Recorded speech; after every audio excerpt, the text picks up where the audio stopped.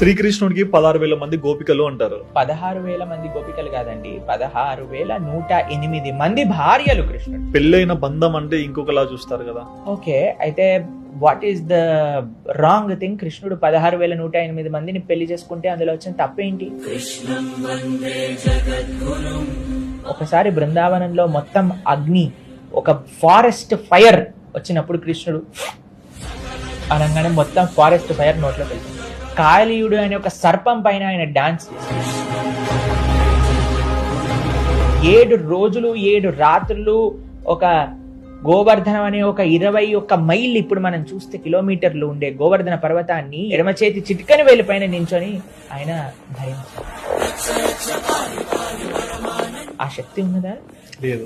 పరమాత్మతో కంపేర్ చేసుకోవాలి అని అంటే ప్రతి ఒక్క విషయంలో కంపేర్ చేసుకోవాలండి. కేవలం 16,108 మందితో మాత్రమే కంపేర్ చేసుకోకూడదు.